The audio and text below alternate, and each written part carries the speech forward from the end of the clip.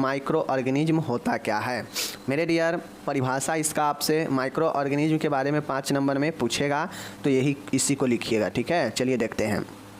देखिए, सूक्ष्म जीव ऐसे जीव होते हैं जिन्हें नग्न आँखों से देखा नहीं जा सकता है, किसी विशेष उपकरण तथा सूक्ष्मदर्शी से ही देखा जा सकता है। देखिए, सूक्ष्म जीव, सूक्ष्म मतलब सूक्ष्म, जीव मतलब सूक्ष्म जीव, माइक्रो ऑर्गेनिज्म एक ऐसा जीव होता है जिसे आप खुली आंखों से, नग्न आंखों से नहीं देख सकते हैं, ठीक है। इसके लिए कोई विशेष उपकरण की या फिर सूक्ष्मदर्शी की द्वारा ही इसे हम देख पाते हैं, देख सकते हैं। ये जो होता है, ये सूक्ष्म जीव जो होता है, एक जो सूक्ष्म जीव होता है, ये 1 mm से, यानी 1 mm मिलीमीटर से, ठीक है ना, देख लीजिए, 1 mm से छोटा या 1 mm के 1000वें भाग तक के आकार के होते हैं। अब आप लोग सोच सकते हैं, एक तो mm कितना ज़्यादा छोटा होता है, उसके बाद भी जो है, समझ रहे हैं ना, 1 mm कितना छोटा होता है, और उसके बाद भी इसके 1000वें भाग जो है के बराबर होता है। तो समझ सकते हैं कि कितना छोटा होता है। समझिए, हम ये बुनका दे दिए ना, ये बुनका भी बहुत बड़ा हो गया। बुनका तो आपको दिख भी रहा है, वो सूक्ष्म जीव नग्न आँख से नहीं दिखता है। तो समझ लीजिए, ये जो हम बुनका दिए हैं, ये वाला, जैसे मानिए हम ये बुनका दे दिए, इस बुनका से भी छोटा होता है। तो समझ सकते हैं कि ये बुनका के आकार हमको दिख रहा है नग्न आँख से, बट वो नग्न आँख से नहीं दिखता है, मतलब इससे भी कई गुना छोटा होगा। तो समझ सकते हैं, यही जो है आपका माइक्रो ऑर्गेनिज्म होता है, जिसको आप नग्न आँखों से नहीं देख सकते हैं। इसको देखने के लिए कोई विशेष उपकरण या माइक्रोस्कोप से देख सकते हैं। इसका आकार 1 mm से छोटा या 1 mm के 1000वें भाग के जो है आकार के तक हो सकता है, यानी कितना सूक्ष्म होता है, समझ सकते हैं, ठीक है। चलिए, ये समझ गए। चलिए, मतलब सीधा समझिए कि ये हम बुनका दे दिए, अब इस बुनका के 1000वां भाग, समझ सकते हैं ना, इस बुनका के 1000वां भाग, फिर भी इस बुनका के 1000वां भाग हम बहुत जो है क्या कह दिए, बहुत हम जो है ज़्यादा कह दिए। ये बुनका तो 1 mm इससे ज़्यादा जो है और छोटा, और उसके 1000वां भाग। तो समझ सकते हैं ये कितना ज़्यादा छोटा होता, तो नग्न आँखों से कैसे दिख सकते हैं, ठीक है।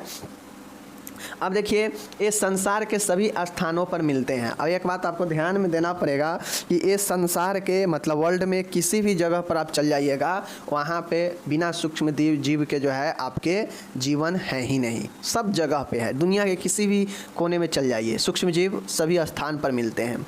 ये पृथ्वी से हजारों फीट तक की ऊंचाई तक वायुमंडल में तथा पृथ्वी के नीचे की मिट्टी में 16 फीट की गहराई में मिल सकते हैं। मेरे डियर, अगर ऊंचाई की बात किया जाए, वायुमंडल में, वातावरण में बात किया जाए, तो कई हजारों फीट ऊंचाई तक ये आपको मिल सकते हैं, ये सूक्ष्म जीव जो वायुमंडल में होंगे, ठीक है। नीचे की बात किया जाएगा, पृथ्वी के नीचे की, तो पृथ्वी के नीचे 16 फीट तक के गहराई तक ये मिल सकता है, ठीक है।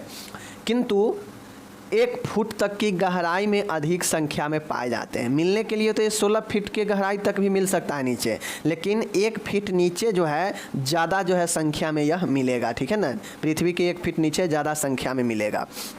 ये पानी में, बर्फ में, जंतुओं में तथा मनुष्य के शरीर में, सड़े गले पेड़ पौधे और फलों सब्जियों में, और अन्य प्रकार के खाद्य पदार्थों में, दूध तथा मल पदार्थों में पाए जाते हैं।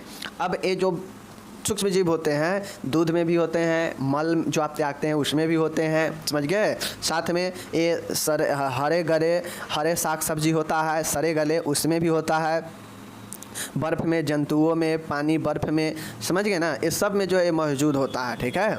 तो ये जो है आपके ये सभी जगह मौजूद होता है, इसीलिए इसे संक्रमण की खतरा ज़्यादा होता है, इसीलिए इसको बारे में माइक्रोबायोलॉजी में पढ़ना आवश्यक है नर्स के लिए, ठीक है।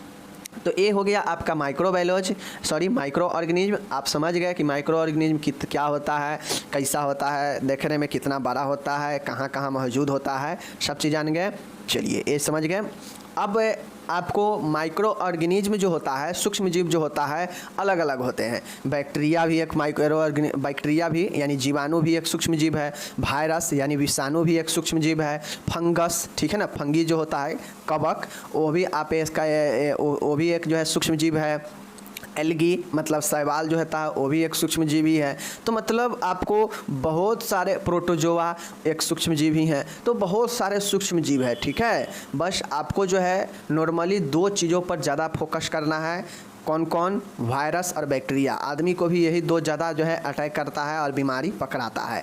तो ये 2 जो है चीज़ों पर ज़्यादा फोकस करना है। 2 चीज़ों में भी सबसे ज़्यादा जो फोकस करना है वो बैक्टीरिया पर फोकस करना है, ठीक है। तो आपसे क्वेश्चन पूछता है कि बैक्टीरिया के क्लासीफाई करे मतलब वर्गीकृत करे विथ डायग्राम, ठीक है। तो डायग्राम हम बता देंगे कि कौन किस आकार का होता है, आप डायग्राम बता दीजिएगा, ठीक है। जीवाणुओं को सचित्र वर्गीकरण करे। तो चलिए बैक्टीरिया के बारे में देखते हैं। मैंने पहले बता दिया कि माइक्रो ऑर्गेनिज्म कौन कौन होते हैं, सूक्ष्म जीव कौन कौन होते हैं। Bacteria, virus, fungi, algae, protozoa, ये सब के सब जो है क्या है, सूक्ष्म जीव है, ठीक है। तो ये मत समझिएगा मैं आपको सूक्ष्म जीव कौन कौन होता है मैं नहीं बताया, मैं बता दिया। अब हम लोग चलते हैं बैक्टीरिया के स्ट्रक्चर को क्या करते हैं देखते हैं, ठीक है। बैक्टीरिया को जीवाणु कैसे संरचना करता है चलिए देखते हैं। जीवाणु आकार में बहुत छोटे होते हैं। देखिए ये तो नॉर्मल सी बात है कि जब सूक्ष्म जीव ही छोटा होगा तो जीवाणु बड़ा थोड़ी ना हो जाएगा। जीवाणु यानी बैक्टीरिया भी तो सूक्ष्म जीव है। तो जीवाणु आकार में बहुत छोटे होते हैं। इनको माइक्रोमीटर देख सकते हैं, ऐसे होता है माइक्रोमीटर में, ऐसे जो है इसको माइक्रोमीटर में मापते हैं, ठीक है। इसको म्यू कहते हैं, इसको एम कहते हैं, ठीक है। माइक्रोमीटर होता है, इसे माइक्रोमीटर में मापा जाता है। विभिन्न प्रकार के जीवाणुओं की विशिष्ट संरचना का ज्ञान माइक्रोस्कोप द्वारा परीक्षण करने पर होता है। जीवाणु की सामान्य माप, मेरे डियर ये जो जीवाणु होता है, जीवाणु का आकार बहुत छोटा होता है, इसे माइक्रोमीटर में मापा जाता है। और विभिन्न प्रकार के अलग अलग के बैक्टीरिया को, जीवाणु को, उसके अलग अलग संरचना को अगर आपको पढ़ना हो, अगर आपको उसको जानना हो तो उसके लिए माइक्रोस्कोप द्वारा परीक्षण करना पड़ता है। और तब जाके आप देख पाते हैं कि कौन सा सूक्ष्मजीव किस प्रकार के, कौन सा बैक्टीरिया किस प्रकार के होता है, ठीक है। तो ये आपका हो गया इसके संरचना। अब जीवाणु का सामान्य माप मतलब बैक्टीरिया के मेजर कितना होता है चलिए देखते हैं। मेरे डियर बैक्टीरिया का जो माप होता है व्यास कहा जाए तो 0.2 से लेके 1.5 जो है इतना होता है, ठीक है, देख लीजिए।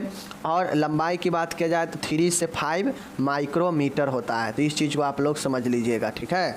व्यास कितना होता है, व्यास आपके होते हैं 0.2 से 1.5 pm, ठीक है ना। आगे बात किया जाए इसके लंबाई कितने होते हैं तो 3 से 5 माइक्रोमीटर होते हैं, इसको ध्यान में रखिएगा, ठीक है। चलिए ये हो गया आपका आकार देख लीजिए। आकार के आधार पर जीवाणुओं को निम्न प्रकार से वर्गीकृत किया गया है। अब हम लोग इसका वर्गीकरण देख रहे हैं। तो आकार के आधार पर मतलब कौन किस आकार के होता है जीवाणु, इस आकार के आधार पर जो है अलग अलग जो है प्रकार से वर्गीकृत किया गया है। कोई गोला होता है, कोई लंबा होता है, ठीक है, कोई जो है पतला होता है, कोई धागे नुमा होता है, ठीक है, कोई जो है चपटा होता है। तो इस प्रकार के अलग अलग आकार में होते हैं। तो आप लोग को ध्यान देना है कि आकार के आधार पर अगर हमको लिखना होगा तो ये निम्न प्रकार से होगा और यही आपको लिखना भी है, ठीक है। आकार के आधार वाला सबसे महत्वपूर्ण है। पहला है कॉकी, पहला है कॉकी, इसको दंडाणु कहते हैं, ठीक है ना। दंडाणु, कॉकी मतलब क्या होता है, दंडाणु। ये जो है आपके बैक्टीरिया के टाइप्स हैं। एक गोल और अंडे के आकार के होते हैं। सबसे पहला समझिए कॉकी, जिसके सामने लास्ट में कॉकी लगा हो जाएगा। इस सेकेंड ईयर में आप जाएंगे ना तो बहुत आपको पता चलेगा कि सेकेंड ईयर में जो इन्फेक्शन वगैरह होता है ये सब इसी के कारण होता है, ठीक है ना। तो एक कॉकी होता है, जैसे आप लोग देख सकते हैं यहाँ पे, एक कॉकी का मतलब होता है कि स्ट्रेफ्लोकॉकी, डिप्लोकॉकी, स्ट्रेप्टोकॉकी, देख सकते हैं ना, सब में कॉकी लगा है ना, कॉकी। तो ये कॉकी दंडाणु होता है, यानी ये गोल और अंडे के समान होता है, ठीक है ना। जैसे ऐसे गोल अंडे के समान इसका आकार होता है। यह विभिन्न रूपों में व्यवस्थित होता है, मतलब यह अलग अलग रूपों में जो है उपस्थित होता है। कुछ दंडाणु जो है ग्राम पॉजिटिव होते हैं तो कुछ ग्राम निगेटिव होते हैं। कुछ ऐसे होते हैं जो ग्राम पॉजिटिव होते हैं और कुछ ऐसे होते हैं जो ग्राम निगेटिव होते हैं। अब श्रृंखला के आधार पर पूछेगा ना, स्टेन के आधार पर अगर आपसे पूछेगा तो स्टेन के आधार पर जो बैक्टीरिया होता है वह भी दो प्रकार के होता है। स्टेन के आधार पर होता है, एक होता है ग्राम पॉजिटिव और एक होता है ग्राम negative. Gram positive gram negative जो है यह बैक्टीरिया का प्रकार है जो फैलाव के जो है श्रृंखला के आधार पर होता है कि कैसे जो है श्रृंखला बनाता है। ठीक है, तो ये बात समझ लीजिए कि ये जो आपके जो ये देख रहे हैं कॉकी जो है दो प्रकार के होता है, एक पॉजिटिव होता है और एक निगेटिव होता है। ठीक है, यानी gram positive gram negative. Okay, चलिए दूसरा देखिएगा, एक है बैसिली गोलानु। गोलानु का मतलब होता है बैसिली, मतलब नाम मत समझिएगा कि बैसिली है तो गोलानु है तो गोल होगा। ठीक है ना, ये बैसिली का आकार जो होता है रड और स्टिक के शेप में होता है, छरनुमा होता है। इनमें कुछ प्रकार के गोलानु की लंबाई चौड़ाई बराबर होते हैं। मेरे डियर, अब यहाँ पे आप लोग समझिएगा, ये जो है एक क्वेश्चन इस बार यूपी में पूछा गया था ऑब्जेक्टिव में कि किस जीवाणु का आकार छरनुमा रड के समान होता है। तो आप लोग ध्यान से देखिए, बैसिली का आकार कैसा है, रड और छरनुमा होता है। ठीक है ना, ये अलग अलग जो है प्रकार के होते हैं, लंबाई और चौड़ाई के कुछ बराबर भी होते हैं। तो ये हो गया आपका गोलानु, समझ गए चीज़ को। तो ये हो गया बैसिली रड टाइप के होता है, रड या स्टिक टाइप के। ठीक है ना, इसके कुछ प्रकार में जो होता है बैसिली का लंबाई जो होता है किसी किसी का चौड़ाई और लंबाई बराबर होता है। ठीक है, एग्जाम्पल के तौर पर देखिए, कोको बैसिली, स्ट्रेप्टो बैसिली, ठीक है, बैसिलस एंथ्रोक्सी। तो ये याद रखिएगा, बैसिली जो है स्ट्रेप्टो, जिस प्रकार से ऊपर में देखें ना स्ट्रेप्टोकोकी, डिप्लोकोकी, स्टेफाइलोकोकी, उसी प्रकार से यहाँ भी है कॉकी जो है स्ट्रेप्टो, देख सकते हैं स्ट्रेप्टो बैसिली, कोको बैसिली, ठीक है, बैसिलस एंथ्रोक्सी, यह बैसिलस का सब प्रकार है अलग अलग। ठीक है, तीसरा है एक्टिनोमाइट्स। एक्टिनोमाइट्स का मतलब होता है कि यह जीवाणु की कोशिकाओं से, ठीक है ना, फिलामेंट मतलब मूत्र निकलते हैं। यह सामान्यतः मुख मतलब मुंह एवं स्त्री के जननांग में रहते हैं। देखते होइएगा कि कभी कभी फीमेल के जो जीनेटल ऑर्गेन है, जो आपका जननांग है, उसमें इन्फेक्शन हो जाता है, काफ़ी ज़्यादा इचिंग होता है। तो नॉर्मली उसके जो जननांग होते हैं उसमें जो बैक्टीरिया होते हैं वह एक्टिनोमाइट्स टाइप के ही बैक्टीरिया मौजूद होते हैं। ठीक है, तो इन जीवाणुओं की कोशिकाओं से मूत्र निकलते हैं। ठीक है, यह जो है मतलब फिलामेंट निकलते हैं। यह सामान्यतः मुख एवं स्त्री के जननांग में रहते हैं। ये कहाँ कहाँ होता है, एक्टिनोमाइट्स पता हो गया कि यह मुख में मतलब ओरल मुंह में, और स्त्री के जननांग में अगर आपको ये होता है तो यहीं पे मौजूद होता है। ठीक है, अगर यह ज़रूरत से ज़्यादा होता है तो संक्रमण हो जाता है। ठीक है, चौथा है स्ट्रेप्टोकिट्स। ठीक है ना, देख लीजिए एस्प्रोचेट्स। ठीक, क्या है एस्प्रोचेट्स? एस्प्रोचेट्स क्या होते हैं देख लीजिए, ये पतले लंबे एवं चक्करदार होते हैं, मतलब ऐसे होते हैं, और पतले और लंबे होते हैं। ये मिट्टी और स्थिर पानी में रहते हैं। ये 3 प्रकार के होते हैं, ट्रेपोनोमा पैलिडम, जो जिसके होने से जो है जिसके स्पोर शरीर में प्रवेश करता है तो टिटनस होता है, पता होना चाहिए। ठीक है ना, ट्रेपेनोमा पैलिडम के कारण सिफिलिस होता है, आप लोगों को पता होना चाहिए। उसके बाद है बोरेलिया रिकरेंटिस, ठीक है ना, बोरेलिया रिकरेंटिस और लेप्टोस्पाइरा। ये आपके तीनों किसका प्रकार है, एस्प्रोचेट्स के प्रकार है। यह पतले लंबे और चक्करदार होता है। यह कहाँ कहाँ होते हैं, मिट्टी में होते हैं और स्थिर पानी में रहते हैं। ठीक है, कौन, एस्प्रोचेट्स। ये 3 प्रकार, ट्रेपोनोमा पैलिडम, ठीक है ना, बेरिलिया, ठीक है ना, उसके बाद देखिएगा बोरेलिया रिकेंटिस और लेप्टोस्पाइरा, यह एस्प्रोचेट्स का क्या है, प्रकार है जीवाणु का। ठीक है, एंड लास्ट में है यहाँ पे 5वां जो प्रकार है वो है आपका माइकोप्लाज्मा। माइकोप्लाज्मा एक कोशिका भित्ति रहित, सेल वाल डिफिशिएंट, मतलब इसमें सेल वाल्व नहीं होता है, इसलिए इनकी संरचना स्थिर नहीं होती है, स्टेबल नहीं होती है। माइकोप्लाज्मा जो होता है इसमें सेल वाल्व नहीं होने के कारण, कोशिका भित्ति नहीं होने के कारण इसके जो संरचना होता है वह स्टेबल नहीं होता है, स्थिर नहीं रहता है। ठीक है, और ये जो है आपका माइकोप्लाज्मा होता है। तो चीज़ों को आप लोग समझ गए होंगे, उम्मीद है। ठीक है, हम लोग कौन कौन देखे हैं, एक देखे हैं बैसिली, एक देखें कॉकी बैसिली, ठीक है ना, स्ट्रेप्टोमाइट्स, ठीक है ना, एक हम लोग देखे हैं क्या चीज़, कॉकी, बैसिली, एस्प्रेचोचेट्स, ठीक है ना, एस्प्रोचेट्स, ओके, एक्टिनोमाइट्स, ठीक है, ये 5 प्रकार से, और माइकोप्लाज्मा। पांचों में आप एग्जाम्पल याद रखिएगा तो बहुत अच्छा नॉलेज मिल जाएगा, ठीक है। यहाँ पे इंग्लिश दिया गया है, आप लोग इंग्लिश अच्छे से इसको कर लीजिएगा, ओके, कोई दिक्कत नहीं है। चलिए अब हम लोग चलते हैं आगे वायरस वाला में, वायरस के बारे में भी जान लेते हैं। क्योंकि विस्तृत रूप से जो आपके शरीर में बीमारी जो पैदा करता है ना, ज़्यादातर जो है आपके यही 2 प्रकार के विषाणु और बैक्टीरिया का ही ज़्यादातर चर्चा होता है। बाकी तो फंगस हो गया, एलगी हो गया, ये सब इधर उधर का बातें हैं, ठीक है। चलिए मेरे डियर, विषाणु क्या है इसका वर्गीकरण को बताना है। चलिए वायरस के बारे में देखते हैं। देख लीजिए, विषाणु, विषाणु एक लैटिन शब्द है जिसका अर्थ है पॉइजन। मेरे डियर देख लीजिए, विषाणु, वायरस एक लैटिन शब्द है जिसका अर्थ विष यानी पॉइजन होता है, ठीक है। विषाणु सबसे छोटे साधारण प्रकाश सूक्ष्मदर्शी से दिखाई न देने वाले, ठीक है ना, न देने वाले बल्कि इलेक्ट्रॉन सूक्ष्मदर्शी अथवा अल्ट्रा माइक्रोस्कोप से दिखाई देने वाले संक्रामक जीवाणु होते हैं। अब आप ये चाहते हैं कि नॉर्मल हम सूक्ष्मदर्शी से अगर हम वायरस को देख लेंगे तो नहीं दिखाई देता है, नॉर्मल वाला से नहीं दिखाई देता है। इसके लिए अल्ट्रा माइक्रोस्कोप या इलेक्ट्रॉन सूक्ष्मदर्शी जो काफ़ी जो है छोटे से छोटे एकदम माइक्रो से माइक्रो जीव को जो है देख सकता है, और जो अच्छे क्वालिटी के माइक्रोस्कोप होते हैं उससे जो है आप इससे देख सकते हैं वायरस को। यह इतना न ज़्यादा छोट होता है जो आप इसे साधारण प्रकार के जो है सूक्ष्मदर्शी से दिखाई नहीं देता है, ठीक है। इसके लिए इलेक्ट्रॉन सूक्ष्मदर्शी अथवा अल्ट्रा माइक्रोस्कोप से आप जो है इसे देख सकते हैं, और यह एक संक्रामक जीवाणु होता है, ठीक है, कोई दिक्कत नहीं। ये 20 से 30 nm 300 nm, nm मतलब होता है नैनोमीटर, 1 नैनोमीटर 1 माइक्रोमीटर 1000वां भाग होता है, ठीक है। 1 नैनोमीटर जो होता है 1 माइक्रोमीटर का 1000वां भाग होता है, यानी ऊपर में जो आप लोग एक जो है एक mm जो देखे हैं ना, वो यही था माइक्रोमीटर। अब इस माइक्रोमीटर के 1000वां भाग जो होता है ना, वह 1 नैनोमीटर होता है, ठीक है। तो इसका आकार जो है समझ लीजिए कि 20 समझ सकते हैं ना कि 20 से लेके 300 नैनोमीटर जो है होता है, ठीक है। अब 1 माइक्रोमीटर जो है कितना होता है, 1000वां भाग। 1 नैनोमीटर जो होता है 1 माइक्रोमीटर का 1000वां भाग होता है। इस चीज़ को आप लोग समझ लीजिए, ठीक है। मतलब नैनोमीटर और ज़्यादा छोटा हो जाता है, माइक्रो से भी छोटा नैनो हो जाता है, ठीक है। चलिए भाग होता है 20 से 300 nm परिमाण या व्यास के होते हैं, ठीक है। चलिए ये पूर्ण रूप से परजीवियों में परपोषी जैसे मानव जीवित कोशिकाओं में वास करते हैं, और वहाँ पे इनकी संख्या में वृद्धि होते हैं।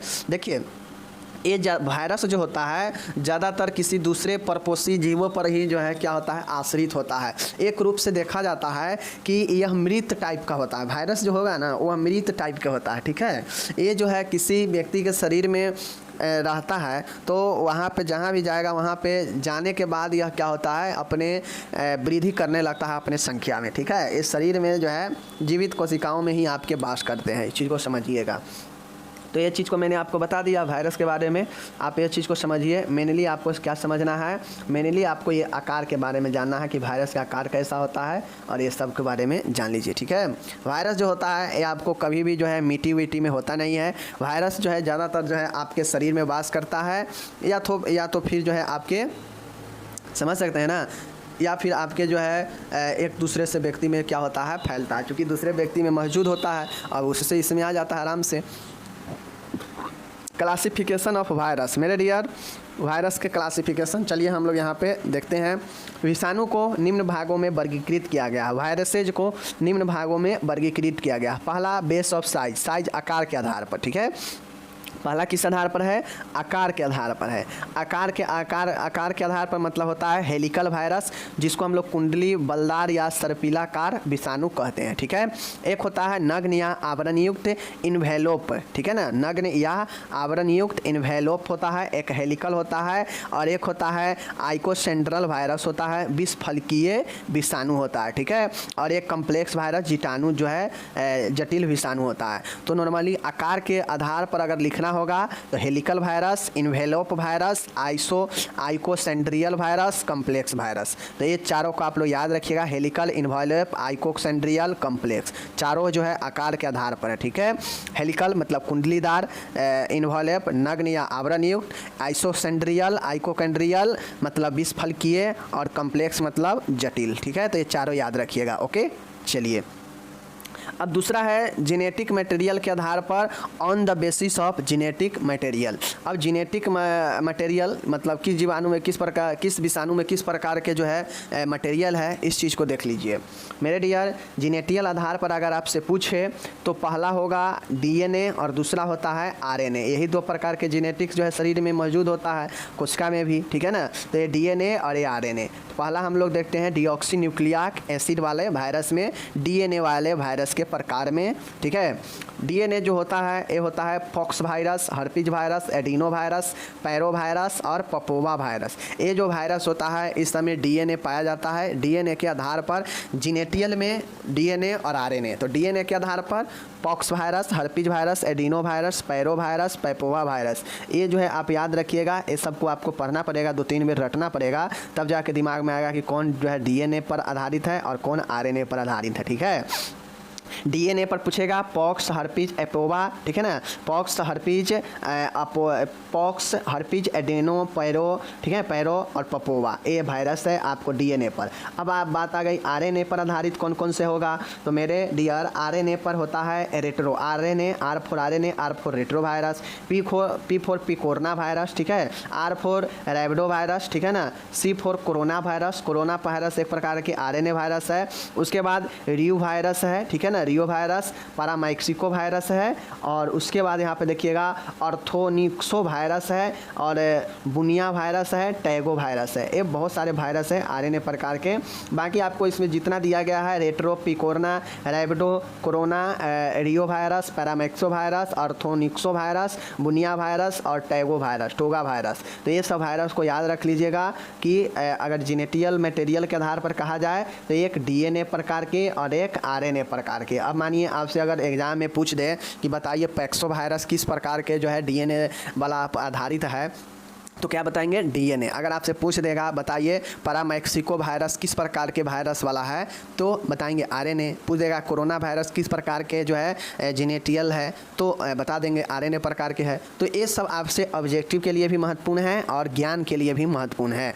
तो मैंने साइज के आधार पर 4 प्रकार से बता दिया और जेनेटियल आधार पर 2 प्रकार से बता दिया, और सब में अलग अलग है। इसको एक बार खुद से पढ़िएगा तो आपको समझ में आ जाएगा, ठीक है। चलिए ये सब एक बार अपना से सोचने की चीज़ें होता है, ये सब रटने रटाने से कुछ नहीं होता है। इसका इंग्लिश इसी में जुड़ा हुआ है, देख सकते हैं इसका इंग्लिश यहीं पे सब दिया गया है। तो हिंदी इंग्लिश साथे में है, टेंशन लेने की ज़रूरत नहीं है, ठीक है। बाकी अगर कोई प्रॉब्लम हुआ हो तो आप लोग जो है कमेंट कर सकते हैं, ठीक है।